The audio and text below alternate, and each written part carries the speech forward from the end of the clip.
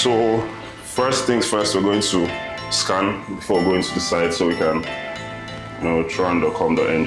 Let's go.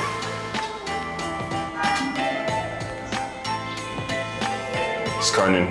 So welcome to the KFA project. We have barely 3 to 4 weeks to round up this project. We took this project up as a carcass project. We had to remodel it. It's a unique kind of project because a restoration and like a conservation project. They didn't want to change much, but they wanted a boutique feel. And a really amazing client, by the way. He really knows what he wants, and we're trying to make sure that we get to the standards that he wants. So follow me on this project and see what we've done so far. So here, for example, this we used to have like railings all through here. If you check through the design, you see it. We used to have railings all over here, and they used to look really, really, really ugly. So we had to make some changes and see how we could cover them without taking them out, because the property is actually a rented property. So it's not a property where they could make a lot of changes and damage a lot of things. Here as well, this is a very important part of the project. So this looks like a simple design element, but actually what it is we used to have windows all over here. Windows everywhere all through the property. And we couldn't block them. We're thinking of how will we block them? Should we use blocks or something like that? That was what the client was thinking about, but we thought it's more interesting if we could do something temporary like this that could easily be taken off anytime, and then they could have artworks here. I've come to this site and lost my mind multiple times on some of these issues, but we're progressing. One of the most interesting things of this project is how we treated some of the walls, right? So if you look at this is actually wainscoting. So we've done a lot of work before we got here. We had to follow the design and make sure we moved all of the cables. Now let me go into the room. I think that will be better.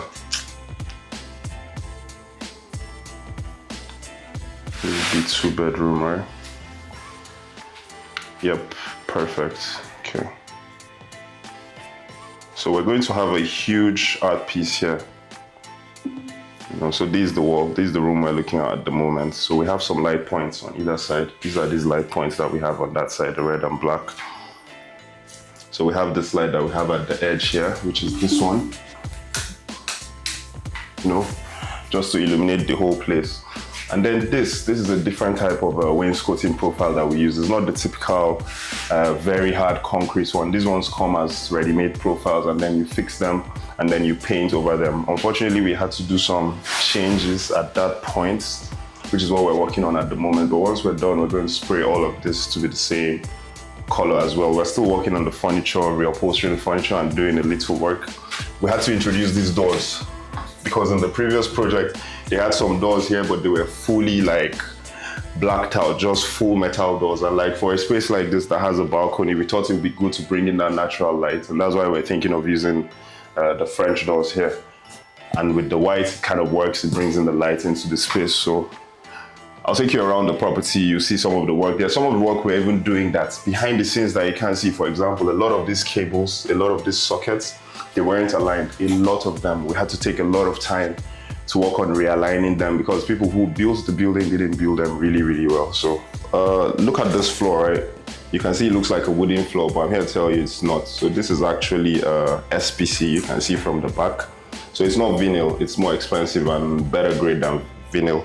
So the thing about SPC is that literally it just clicks into the floor. So you see this parts we had here, if the floor was extending, all you're going to do is just place it and it's just going to click, you understand, and continue working all through. So the advantages of SPC is the fact that it's more durable, it's higher quality, right? And SPC basically means stone polymer concrete, I think. No, stone polymer composite. So it's a composite material that looks like wood and still gives you that feel. The challenge we had is working on the staircase, because on the steps you can't leave the SPC like this to look very sharp. You have to get what's called the step nose, and we ordered it and it hasn't come for the last 2 to 3 weeks. So we're supposed to have the step nose here, and that's what's going to give us the final perfect finish that we're looking for. Another challenge we have with the SPC is when we're installing it on the risers. So someone else will install it on the risers and use the step nose to just complete it. So remember, we're talking about the step nose, for example. So these are door ends. These are similar to the step nose, but these are actually for where you are meeting a door. So this is what you use just to ensure that the finish is perfect and clean. Where you have the steps, like I told you, you have to get the step nose, and we ordered that and it hasn't come in like last 2 to 3 weeks, and we have a deadline of like 4 weeks for delivering this project. Coming up these stairs now, you can see this railing. This is the railing I was talking about downstairs, right? Where we use the boards to cover them. So imagine if we had this railing all through the house, like it would be horrible. Another important thing I want to point out as we go upstairs is this point here. So right here, you see this is giving you access to the roof. And we're going to put a ladder here that's going to serve as a design element, not just a functional element. It's also going to look really nice by the time we're done with it. And the contrast and the color, you can see the colors we have here. Very boutique-like, very interesting, very calming as well, because it's not a bright red, it's something like a burgundy. So we've done a lot of changes here that you cannot even see at the moment. And that's the thing about good architecture. When you do good design, good architecture, it becomes invisible. Nobody can see it. But when it's bad, everybody can point out the problems right from the start. So let's start with this. So this was something we met in the project, and we really liked it because it was made from plywood, but with the veneer finish on top. And we really love veneer finish in projects. So we're going to keep this, but we're going to refurbish it. We're going to sand it, fill it, and sandpaper, and then spray again. Then this wall, we wanted to have a plain wall in this project because this was a welcoming space, or this is a welcoming space, and we had some windows here. So you can see we had to block those windows. This is the actual wall, but it's actually a window. We had to block it, finish it, and dress it so nobody will know that there was a window here.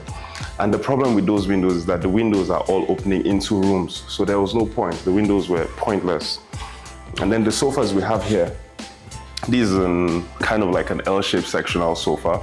So when this was done, we were thinking about where it was going to fit in the project, but we found out that for this space, this is one of the best places to put it. If we have a combination of this with the armchairs we have, and see how we can do some extra work around this area with the art pieces, it will become a truly picturesque space. And that's what we're working on. And we couldn't do anything about the columns, unfortunately. These 2 columns that we have here, we couldn't do anything about them because structural elements, you know, these are 2-story projects. We don't want to damage any structural columns or beams, so we had to keep them and incorporate them into the design. And if you look here as well, you see what I was talking about. Same challenge we have for the windows, so we had to come up with this. We have an art piece that's going to come in here as well, and then we have some lights above that. So I'm going to tell you another challenge that we faced in this project. It was the flooring of the toilets, right? So when we came into this project, water used to pile up or make puddles in different parts of the toilets in all the projects. So what we had to do was take out all the tiles.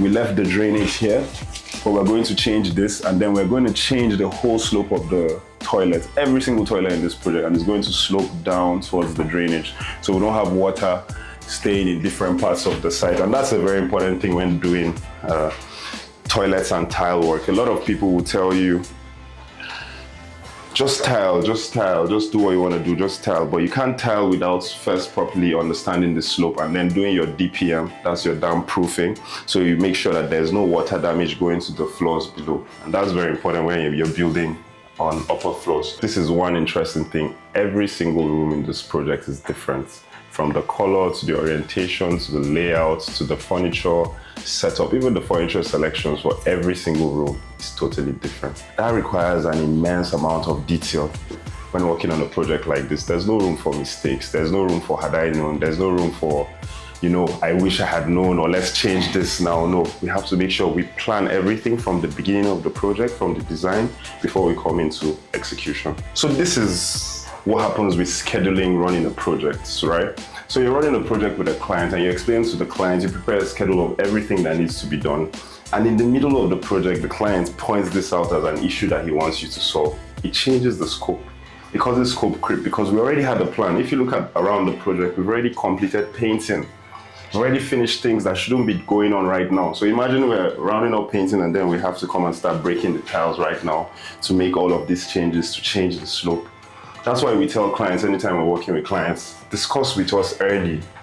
Your architect, your design consultant, that's your person. That's not someone that you should be hiding things from. Be open with your budget. Okay, if you have a budget of, say, so amounts, let him know. It doesn't have to be the exact amount, but give him a range so he can as well or the team as well can plan ahead of every single thing that happens in the project. So you don't take 2 steps forward and you take 1 step backward. That doesn't make a project succeed. And it's important to note when working with an architect or a design consultant, tell them about every part of the project and your budget so they can help you plan and schedule. So we don't have what's happening here where we've already finished painting, putting the sockets, fixing the doors in some projects, and then we're working on the tiling. Because now every time they come to work on tile, they're gonna move cement, they're gonna move materials, tiles, and all of those things. And those things might damage any of the materials we have here right now. So that's why we're even thinking now of putting cartons or nylons all over the floor so we don't have any scratches or damages to them.